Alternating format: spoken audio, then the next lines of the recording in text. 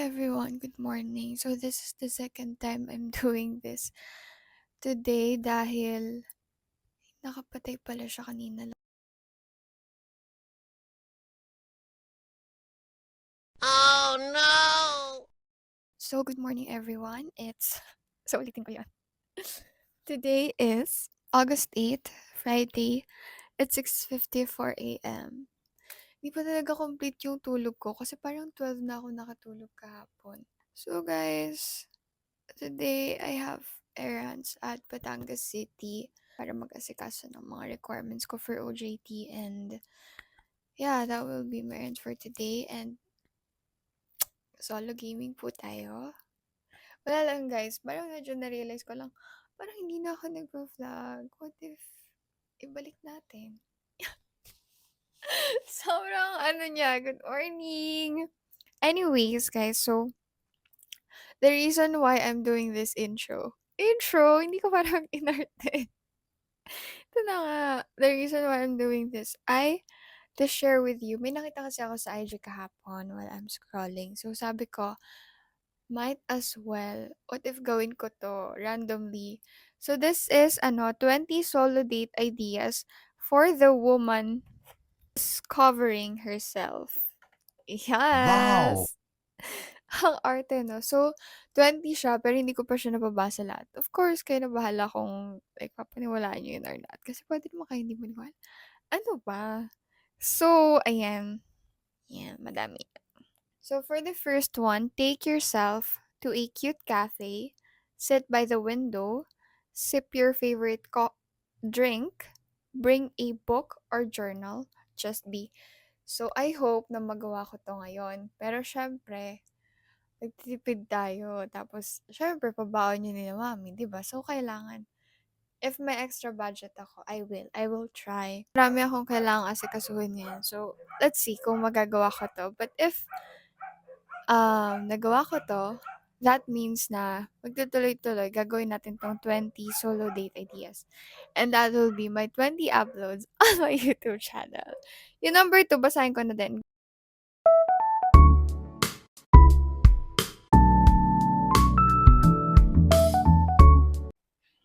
Hello everyone! So, ready na ako and inaantay na ako ni mami.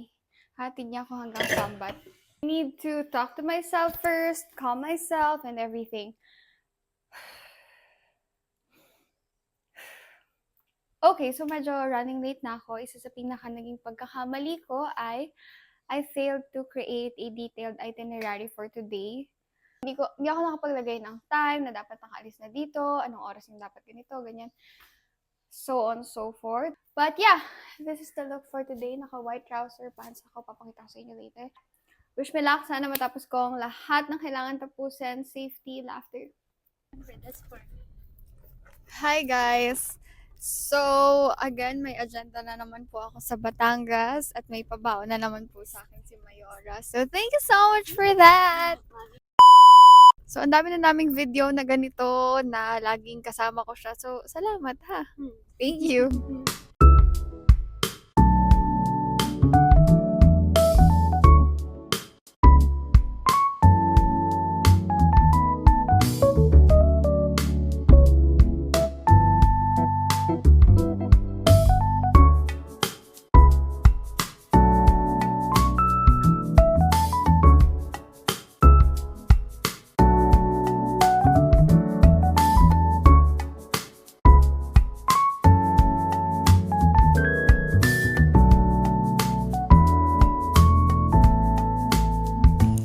Hello guys, so during this time medyo naiilang na ako kasi like nakaharap ako sa public. Parang ganun yung feeling kasi katapat ko yung cinema.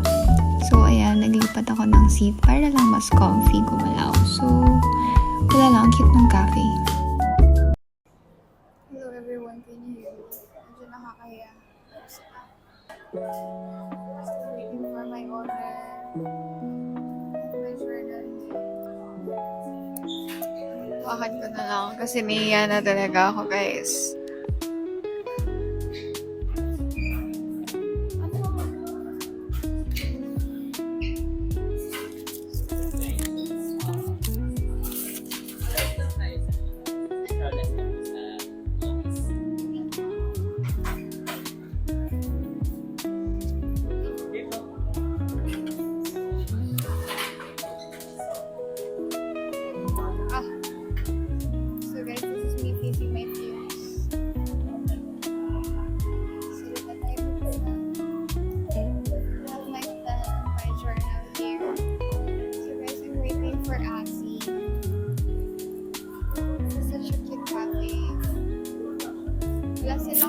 guys. We have this.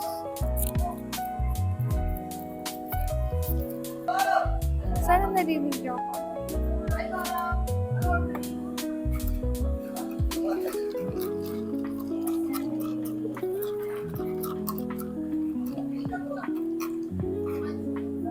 Try natin siya, guys. Try natin.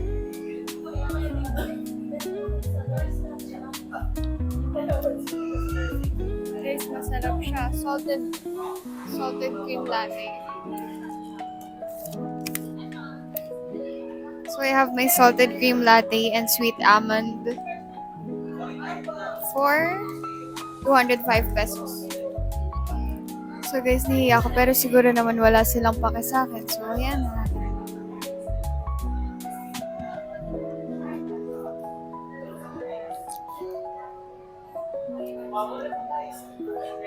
Try natin yung sweet almond nila.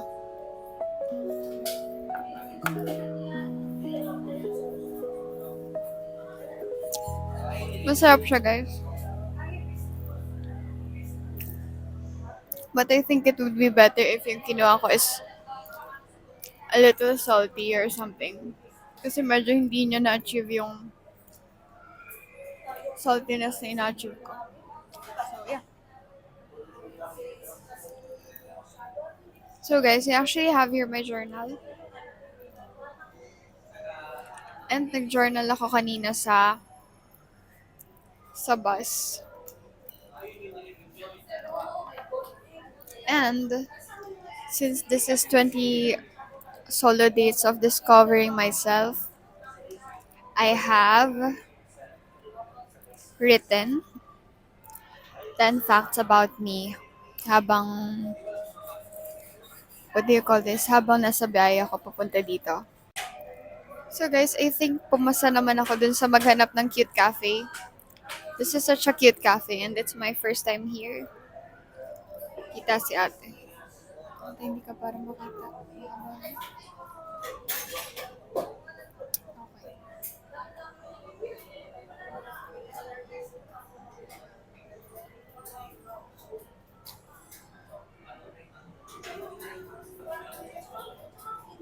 So guys, as for my proof,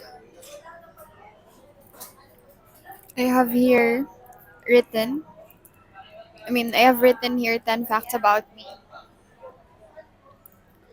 So, for the first fact about me, na sinulat ko dito, ewan ko, siguro sobrang random nito kasi naisip ko lang sa bus eh. So, first is, I love rom-com movies. There are times that I just want to cry then sa movies and I want it light. So, I want light movies. Ayoko ng mga, it depends on the mood, pero ayoko ng mga patayan ng mga barilan. Gusto ko yung mga light lang, rom-com, ganyan. And also, gusto ko yung mga makalumang movies, like yung kila Barbie Fortesa. I forgot kung anong title noon. Pero yun, so I love rom-com movies. I love light movies. Gusto ko rin yung last ko na napanood, yung My Oxford Year, if I'm not mistaken. And, oh guys, hindi na ako nahihiyan. Hindi na ako kinakaba. Medyo nakakain ko na siya. But yeah. So I love rom-com movies. And I like it light. Sometimes gusto ko din yung medyo umiiyak ako. Sabi niya hindi siya kinakabahan. Pero kung ano na sinasabi ko kasi kinakabahan ako.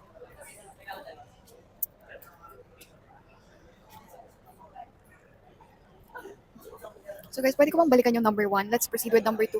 Parang there's a proper way to explain number 1 kasi. So for number 2, I like to romanticize life. Obviously, that's what I'm doing. Also, I have this private account na doon ko pinopost yung mga happenings sa life ko. And nilalagyan ko na siya ng background music. So life feels a little boring siguro kung papanoorin mo lang yung videos. Pero pag nilalagyan ko siya ng music, parang it's, it become, yun na nga, doon na tayo nasira. No, hindi kapag nilalapatan mo siya ng music, parang it becomes lifer. Mas life, mas may buhay. Ewan ko sa'yo, dahil parang kang timang. And for the third one, I have written here, Arthur Miguel. Since I love light stuff na, gusto ko lang yung mga music niya. I love how he covers song. I love his music. Also, thankfully, sobrang saya ko kasi nakita ko na siya personally. Nag-concert siya sa university namin, which is why I am super grateful for it. Yes. Super happy. And may picture kami. Hindi ko lang alam kung mahanap ko pa yung photo na yun. I have a friend. Hi, madam.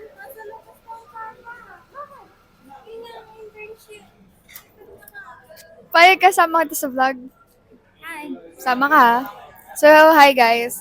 So, nawala na yung hiya ko. Sobrang nahiya pa ako kanina. So, this is Asi. Hi everyone. Pupost ko to, ah. Payag ka? Pag hindi ka payag, dun ka muna.